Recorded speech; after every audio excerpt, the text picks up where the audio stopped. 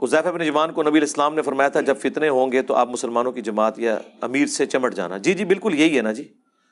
اور حضرت حذیفہ نے یہی نصیحت محمد بن حذیفہ اپنے بیٹے کو کی تھی. انہوں نے تو ساتھ یہ کہا تھا کہ جس طرف حضرت علی ہوں ان کے ساتھ ہونا. تو فتنوں کے دور میں جب امیر موجود ہو تو بالکل، جب خلفائے راشدین امیر کے طور پہ موجود تھے، ہم یہی کہتے ہیں کہ یہ حدیث اسپیسیفکلی ان کے اوپر فٹ ہوتی ہے کہ جب خلیفہ راشد موجود ہے تو انہیں اپنے 1.5 اینٹ کی مسجد یا پارٹی جتھا لادہ نہیں بنانا چاہیے تھا، مولا علی کی بیعت کرنی چاہیے تھی. اسی لیے مولا علی نے ان کے اوپر جنگیں مسلط کی، بلکہ وہ جنگیں تو حضرت علی پہ انہوں نے مسلط کی کیونکہ وجہ وہ بنے. حضرت علی نے تو قرآن کا حکم پورا کیا ہے کہ جب کوئی مسلمانوں کا گروہ بغاوت کرے تو اس کے خلاف قتال کرو.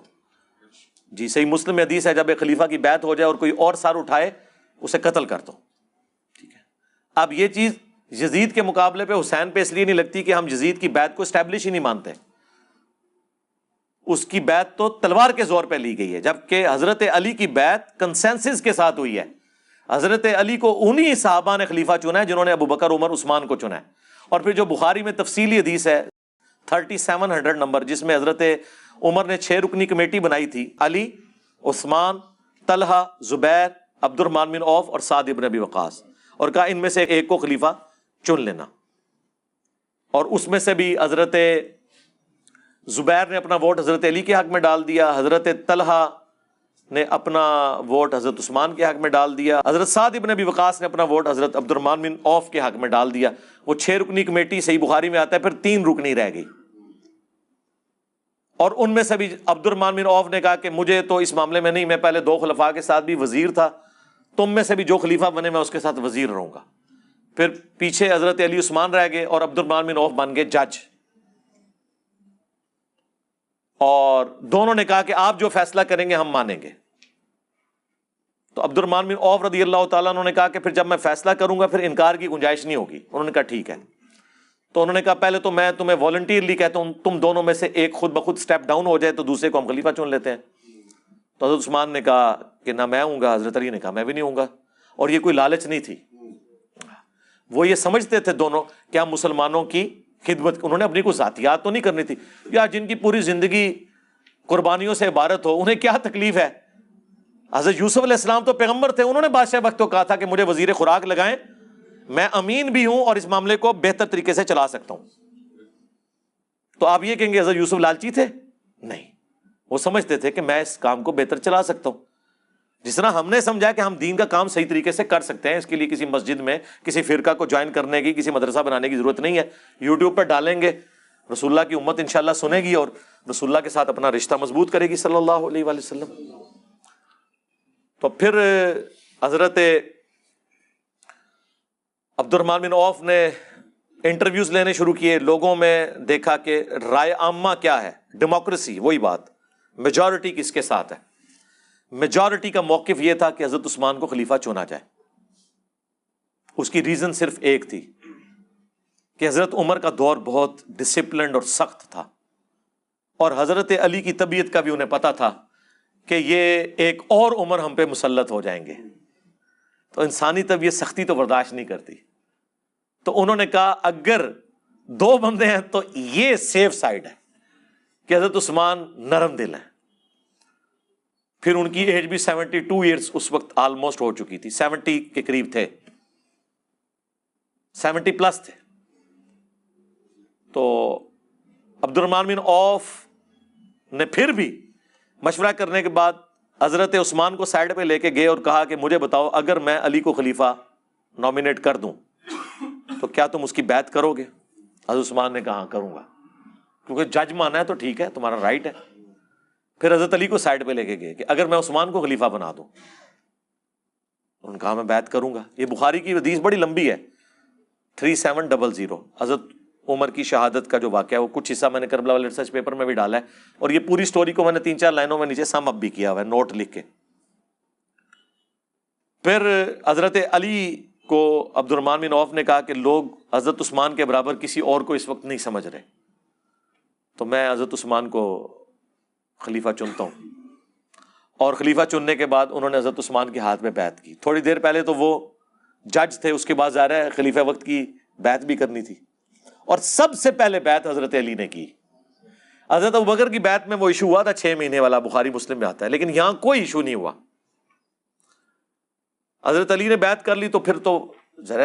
اب مجھے بتائیں، یہ 2 بندے جب بچ گئے تھے، ان میں سے جب ایک شہید ہو گیا، اس کے بعد پھر رائٹ کس کا تھا امت میں کہ وہ خلافت سنبھالتا؟ تو یہ کہنا کہ جی حضرت علی کو ان لوگوں نے خلیفہ چنا جو ان میں سے کچھ لوگ قاتلین عثمان بھی تھے، جی ایسے لوگ بھی تھے، اس لیے کہ ایک ہی بندہ تھا جس کے اوپر حضرت عثمان کے مخالفین بھی کہتے تھے کہ یہ بندہ اپرائٹ ہے، اور حضرت علی کے حامی بھی انہی کو اپرائٹ سمجھتے تھے. اس میں حضرت علی کی کون سی ایسی برائی والا معاملہ ہو گیا؟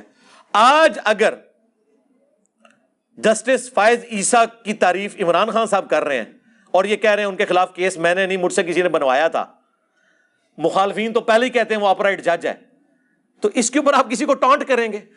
تو حضرت علی کو اگر اپرائٹ ان کے حامی اس وقت مانتے تھے اور مخالفین بھی کہتے تھے کہ ہاں یہ بندہ ہے، اور اس سے بڑھ کر وہ 6 رکنی کمیٹی میں آخر میں 2 بندوں میں وہی ایک بچے ہوئے تھے، تو میرے خیال میں تو ضرورت بھی نہیں تھی مشورے کی. لیکن اس کے باوجود آپ دیکھ لیں حضرت علی کی للہیت. اور یہاں میں ایک اور پوائنٹ کلیئر کر دوں. بعض لوگوں نے کہا جی آپ نے یہ جھوٹ حضرت علی پہ باندھ دیا ہے کہ حضرت علی نے پہلے بیعت کی ہے. جھوٹ نہیں باندھا، وہ کہتے ہیں عبد الرحمن بن عوف نے پہلے کی ہے. اے جے نہ تھا دماغ. ہاں کلپ بنائے ہوئے مولویوں نے میرے خلاف، وہابیوں نے. یار مجھے بتائیں دنیا کی کس قانون میں جج پارٹی ہوتا ہے؟ جج پارٹی ہوتا ہے؟ عبد الرحمن بن عوف جج تھے. عبد الرحمن بن عوف کا حضرت عثمان کی بیعت کرنا پہلے بندے کی بیعت نہیں تھی، کیونکہ وہ تو فیصلہ سنانے والے تھے. پارٹی کون تھا؟ حضرت علی کو خلیفہ بنانے والے اور حضرت عثمان کو خلیفہ بنانے والے، یہ 2 پارٹیاں تھیں. تو سب سے پہلے بیعت پھر حضرت علی کی بنتی ہے. اور حضرت علی کا بیعت کرنا یہ میں نے اس لیے لکھا تھا کہ تاکہ کوئی غالی رافضی اعتراض نہ حضرت عثمان کی خلافت کے اوپر، کہ حضرت علی نے اس کو ایکسیپٹ کیا، سب سے پہلے ایکسیپٹ کیا. اب اس طرف آ جائے. اس کے باوجود کہ آپ سب سے زیادہ حقدار تھے حضرت عثمان کے بعد، اور حضرت عثمان کی بھی للہیت دیکھیں، صحیح بخاری میں آتا ہے جس سال انہوں نے آخری حج کیا جس کے بعد وہ شہید ہوئے ہیں، حضرت عثمان کی نکسیر پھوٹ پڑی تھی، صحیح بخاری میں آتا ہے، اور طبیبوں نے آپ کو کہا کہ آپ بچیں گے نہیں. تو اس وقت کئی لوگوں نے زور لگایا کہ آپ نہ اپنا خلیفہ کسی کو بنا دیں. حضرت عثمان نے کہا نہیں، یہ کام میں نہیں کروں گا. اگر حضرت عثمان کے دماغ میں کوئی فطور ہوتا نعوذ باللہ تو اس وقت کسی کو اپنی جگہ خلیفہ نامینیٹ کر سکتے تھے. انہوں نے نہیں کیا. انہیں پتا تھا کہ یار یہ تو بات غلط ہے، یہ تو ملوکیت والا معاملہ ہے. تو حضرت عثمان کی شہادت کے بعد جب حضرت علی کی بیعت ہوئی ہے تو آپ دیکھیں حضرت علی کے لیے کوئی ووٹنگ کرانے کی ضرورت ہی نہیں تھی، وہ حضرت عمر کی کمیٹی میں سے ایک بندہ بچا ہوا تھا. مجھے بتائیں حضرت عمر اگر قبر سے نکل آئے حضرت عثمان کے زمانے میں اور انہیں بتایا جائے کہ آپ کے بعد یہ 6 رکنی کمیٹی 2 میں رہ گئی تھی، ان میں سے یہ تیسرا ہے، تو وہ کہیں گے چوتھا تو پھر یہی ہونا چاہیے، اور تو کوئی نہیں بچا، کیونکہ وہ 3 تو پہلے ہی دستبردار ہو چکے ہیں. لیکن پھر بھی حضرت علی مسجد نبوی میں آئے. حضرت علی جیسی بیعت کسی خلیفہ کی نہیں ہوئی ہے، بند کمروں میں نہیں ہوئی بیعت، چند لوگوں نے نہیں چنا. حضرت علی نے مسجد نبوی میں آگے خطبہ دیا، انہوں نے کہا یہ خلافت کا بوجھ میرے اوپر ڈال رہے ہیں. یعنی میری زبان میں آپ سمجھیں کہ کام تے وگاڑ بیٹھے نے بنو میت گورنر ان میرے گاٹے فٹ کر لگے جے. میں اس حق میں نہیں ہوں کہ اس بار کو اٹھاؤں، تم طلحہ زبیر ان میں سے کسی کو خلیفہ چن لو، کیونکہ عبد الرحمن بن عوف تو فوت ہو چکے تھے حضرت عثمان کے دور میں. سعد ابن ابی وقاص ویسے کوئی انٹرسٹ نہیں رکھتے تھے، وہی ایک اس کمیٹی میں سے تھے، یا سعید ابن زید تھے، ان کو تو حضرت عمر نے بھی کمیٹی میں شامل نہیں کیا 10 مبشرہ میں سے، کیونکہ وہ بہنوئی تھے حضرت عمر کے. ان میں سے کسی ایک کو خلیفہ چن لو. میں تینوں خلفاء کے ساتھ وزیر رہا ہوں، میں اس کے ساتھ بھی وزیر رہوں گا. لوگوں نے کہا نہیں حضرت، خود حضرت طلحہ زبیر یہ کہہ رہے ہیں کہ آپ کے لیول کا اس وقت کوئی ہے نہیں ہے کہ جو امت کو سنبھال سکے، کیونکہ جو مخالفین ہیں نا حضرت عثمان کے، وہ بھی آپ کے علاوہ کسی کے اوپر راضی نہیں ہوں گے. اندازہ کریں ان دنوں میں الموطا امام مالک میں مصنف عبد الرزاق میں ملتا ہے جب عید کی نماز کا وقت آیا تو حضرت علی عید کی نماز پڑھانے کے لیے نکلے. حضرت عثمان کو تو نہیں وہ نکلنے دیتے تھے، مسجد میں بھی انہوں نے قبضہ کیا ہوا تھا.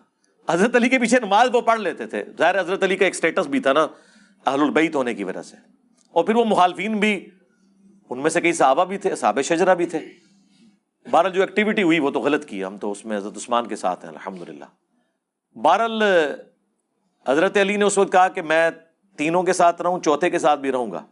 صاحب نے کہا نہیں حضرت آپ، لیکن ان کو پتہ نہیں تھا کہ کس بندے کو اپنے اوپر خلیفہ نامینیٹ کر رہے ہیں. Zero tolerance. یہ تو اسی طریقے سے کہ پاکستان کے سارے مدارس اور بورڈ انجینئر مدنی مرزا کے حوالے کر دیے جائیں، پھر میں ان کی ڈگریاں چیک کروں گا اور بتاؤں گا کہ کون ڈگری کا اہل ہے کون نہیں. جو قرآن و سنت کو مانتا ہی نہیں اس نے ڈگری لے کے کیا کرنا ہے. Zero tolerance. حضرت علی نے وہاں ایک جملہ بولا تھا جو تاریخ میں کوٹ کیا جاتا ہے. انہوں نے کہا تھا یا عدل ہوگا یا گوشہ نشینی ہوگی. اگر میں گوشہ نشین ہوں گا تو پھر تمہارے معاملات تم خود دیکھو، لیکن اگر مجھے خلیفہ چنو گے پھر میں عدل سے کام لوں گا، پھر میں گوشہ نشین نہیں ہوں گا. ہاں پھر میں با اختیار وزیر اعظم ہوں گا، پھر میں کسی کے اشاروں پہ کچھ نہیں کروں گا. یہ وہ والی بات آج کی لینگویج میں آپ کو سمجھا رہا ہوں. خلیفہ کا مطلب پھر یہ ہے کہ پھر میرا ہر آرڈر مانا جائے گا. لوگوں نے کہا جی حضرت بالکل. تو پھر پہلا ایگزیکٹو آرڈر جو تھا نا وہ یہ تھا کہ حضرت عثمان کے سارے گورنر معزول، جن کی وجہ سے یہ رعایا خلیفہ راشد کے خلاف ہو گئی، جس میں خلیفہ راشد کا قصور نہیں تھا، ان گورنروں کا قصور تھا، اور ہو گئے سارے معزول سوائے معاویہ بن ابی سفیان کے. اسی لیے پھر حضرت علی نے جنگ صفین ان سے لڑی، ان کی جگہ سالم بن حنیف کو گورنر شام بنا کے بھیجا تھا. باقی سب کے سب معزول کیے، اور بدری صحابہ کو، سینئر اصحاب کو انہوں نے خلیفہ لگایا. انصار کو، جن کے بارے میں بخاری مسلم میں حدیث ہے، انصار میرے بعد اور لوگوں کو تم پر ترجیح دی جائے گی، صبر کرنا یہاں تک کہ حوض کوثر پہ آ کے مجھے ملنا. ہاں حضرت علی نے انصاری صحابہ کو فرنٹ پہ لے کے آئے. تو ظاہر ہے کہ مجھے بتائیں جو پوسٹوں میں بیٹھے ہوئے تھے ان کو کہاں حضرت علی اعظم ہو سکتے تھے. یا ایک پرائم منسٹر آ کے کوئی ایسی ایکٹیویٹی پرفارم کر دے کہ کسی 2 نمبر آدمی کو اس کی بڑی پوسٹ سے ہٹا دے تو اس وزیر اعظم کی اپنی کرسی جو ہے وہ خطرے میں پڑ جاتی ہے. کسی مافیا کے ساتھ مقابلہ کرنے کی کوشش کرے اس کی اپنی کرسی سٹیک پہ لگ جاتی ہے. لیکن اس زمانے میں چونکہ بیعت والا سلسلہ تھا وہاں تو پھر یہ نہیں تھا ہوتا سلسلہ. حضرت علی پھر دنیا اور آخرت میں امام ہوتے تھے ان کے. ہاں اسی لیے کسی نے چون چرا نہیں کی، چپ کر کے سب کے سب معزول ہو گئے. ایک نے کی، حضرت علی پھر پہنچ کے اس کو کچلنے کے لیے. وہ تو انہوں نے قرآن نیزوں پہ اٹھا لیے، وہ پوری تحکیم کا ایشو ہوا، وہ ویڈیو ریکارڈ ہو چکی ہے انشاءاللہ تعالی، کچھ دنوں میں انشاءاللہ اپلوڈ ہو جائے گی. ہم نے اور جس طریقے سے انہوں نے کیا، ورنہ تو کام تو ہو گیا تھا. مالک اشتر تو امیر شام کے خیموں تک پہنچ چکے تھے، بس ایک نعرہ حیدری رہ گیا سی. ٹھیک ہے. تو یہ اس طرح کے جو معاملات ہوتے ہیں نا میرے بھائی، وہ بات کہاں سے کہاں چلی تھی میں پتہ نہیں کہاں سے کہاں چلا گیا. ہاں تو یہ خلیفہ وقت جب موجود ہوتا ہے نا اس وقت ہے. ان جماعت سے مراد جماعت المسلمین کا امیر نہیں ہے، اس سے مراد ہے مسلمانوں کی امارت جس کے پاس بیعت کے ساتھ ہو اس کے ساتھ ہے. یہ پارٹیوں کے امیر، اس سے مراد نہ جماعت اسلامی کا امیر ہے، نہ تبلیغی جماعت کا امیر ہے، نہ جماعت المسلمین کا امیر ہے، نہ دعوت اسلامی کا امیر ہے، نہ پی ٹی آئی کا امیر ہے، نہ JUIF کا امیر ہے، نہ نون لیگ کا امیر ہے. اس سے مراد ہے مسلمانوں کا اوور آل جو اس وقت خلافت اسٹیبلش نہیں ہے. اور پھر بھی اگر کسی کو سمجھ نہیں آتی اور سمجھتا ہے کہ نہیں یہ لازمی ہے تو ان سے پوچھیں کہ جب واقعی صحیح امیر اور خلیفہ دنیا میں موجود تھا، جن لوگوں نے ان کی بیعت نہیں کی ہے وہ جاہلیت کی موت نہیں مرے. ٹائم قیامت تک یہ جواب دینا. اور واقعی یہاں جتنے جماعت المسلمین والے آئے ہیں نا، وہ پھر میں نے میری کرامت ہے، میں کہا تسی مڑ کے ہونے تھے آنا ہی نہیں، پتھر ہو جاؤ گے کہ منو حکم چاہیے امیر شام دے بارے کہ جنہیں واقعی خلیفہ وقت دی بیعت نہیں کی تو وہ جاہلیت کی موت نہیں مرا. اور اگر وہ نہیں مرے نا اوریجنل خلیفہ کی بیعت نہ کر کے تو تہاڈے جعلی خلیفہ، تہاڈے جعلی امیر انہوں نے نہ مان کے اسی کوئی جعلی دی موت نہیں پہ مردے جنہوں نے اوریجنل نو نہیں منیا.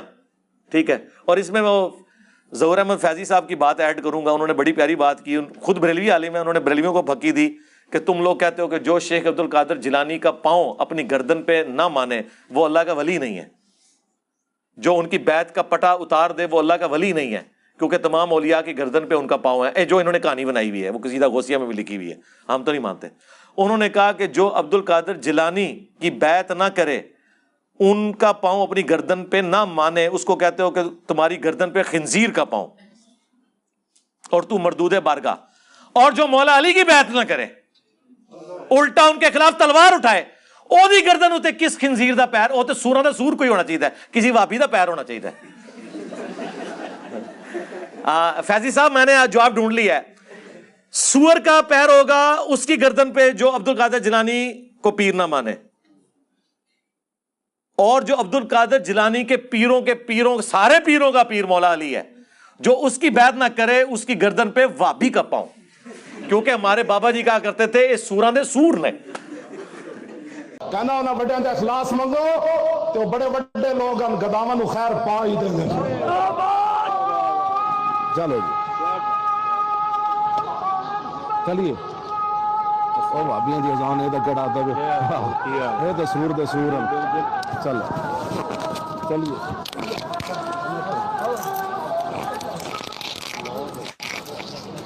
دیکھیں ہم الحمدللہ ٹائم ملنے پہ، دیکھیں جب مسئلہ کوئی قرآن میں حدیث میں موجود نہ ہو پھر بزرگوں کے اقوال سے اخذ کرنا چاہیے نا۔ ہاں تو کوئی قرآن حدیث مجھے نہیں ملی تھی تو میں نے پھر خادم رضوی صاحب کے فرامین سے لیا کہ ہاں سور سے کوئی بڑی چیز چاہیے تھی، تو نہیں مانتے یار، ایک تسبیح میں پرویا ہوا جو ہے وہ ایک اتحاد بن چکا ہوا ہے۔ ہمارے مطالبات آپ کے سامنے ہیں، ہم آپ کو بارہا یہ کہہ چکے ہیں کہ اہل حدیث دیوبندی اور بریلوی اتحاد ایک تسبیح کی طرح ہو چکا ہے، ایک قوت اور طاقت بن چکا ہے۔ تو تسبیح بھی جڑا وڈے والا دانا سی نا، ظاہر باقی تو چھوٹے چھوٹے نے نا، سب سے بڑا بریلوی والا تھلے مراب ہوتا ہے نا، یہ بریلوی نے، ہاں باقی تو بیچارے چھوٹے چھوٹے دانے نے، بلکہ وہ 33 کے بعد ایک جو دانا آتا ہے نا چھوٹا سا، وہ وابی نے، ٹھیک ہے، وہ تو ہے ہی تھوڑے نے نا۔ تو ایک تسبیح میں پرویا ہوا۔ چلیے بھائی ایک اس پہ کلیریفائی مزید کر دیں، آپ نے ڈیٹیل بتائی نا، جو حضرت عبد الرحمن بن عوف رضی اللہ عنہ کے جج بننے کا آپ نے بتایا نا سر، اس میں ایک روایت پیش کی جاتی ہے کہ حضرت عبد الرحمن بن عوف رضی اللہ عنہ نے بطور جج فرمایا کہ آپ دونوں میں سے یہ شرط ہوگی کہ آپ سیرت شیخین پہ چلیں گے، سنت شیخین پہ۔ تو حضرت مولا علی علیہ السلام نے فرمایا کہ میں صرف سنت رسول پہ چلوں گا۔ یہ صرف ایسی مطلب ایک ہوائی روایت ہے یا کوئی حدیث ہے؟ بخاری میں تو الفاظ موجود نہیں ہیں، لیکن باقی کتابوں میں ہے ایسی بات، تو یہ کوئی غلط بات تو انہوں نے نہیں کی تھی۔ سیرت شیخین پہ چلنا تو ضروری نہیں تھا نا، سیرت شیخین پہ چلتے تو اجے تمتوں پہ بندی لگا دیتے۔ تو حضرت علی کا کہنا یہ تھا کہ میں اس چیز کا پابند نہیں ہوں کہ اگر انہوں نے کوئی اپنے زمانے میں ایسے ڈیسیژن کیا تو میں انہیں کنٹینیو کروں۔ یہ بات تو آپ حضرت ابو بکر عمر کے سامنے بھی رکھیں تو وہ بھی یہی کہیں گے، انہوں نے کب کہا کہ آپ نے ہماری سیرت پہ عمل کرنا ہے، ٹھیک ہے۔ یہ تو میرے جیسا ایک بندہ جو گناہگار آدمی ہے، آپ مجھے آگے کہنا کہ جی میں نے آپ کے اوپر نہیں چلنا، میں نے قرآن و حدیث کے مطابق چلنا ہے، تو مجھے تو برا نہیں ماننا چاہیے، قرآن و سنت کو لے کے چلنا ہے نا۔ تو یہ ریزن نہیں تھی جو وہ لوگ کہتے ہیں نا کہ وہ حضرت علی چونکہ ایک تھوڑے ہارڈ لائنر تھے، تو اس وجہ سے لوگ ڈرتے تھے کہ جی شاید کچھ اور ہی نہ ہو جائے مسئلہ۔ اگر یہی مسئلہ ہوتا تو چوتھے خلیفہ بھی نہ ان کو لوگ مننے دیتے، یہ وجہ نہیں تھی۔ وجہ وہی تھی جو میں نے آپ کو بتائی ہے، اور یہ غیر مسلم لکھتے ہیں اسلامی تاریخ میں کہ اگر حضرت عمر کے بعد حضرت علی کو خلیفہ چن لیا جاتا تو مسلمانوں کو ایک عمر اور مل جاتا۔ یہ غیر مسلموں نے اسلامک ہسٹری کے اوپر کمنٹس کیے ہوئے ہیں، ٹھیک ہے۔ تو بیسیکلی وجہ وہی تھی کہ وہ حضرت عمر والی سختی کو کنٹینیو نہیں رکھنا چاہتے تھے۔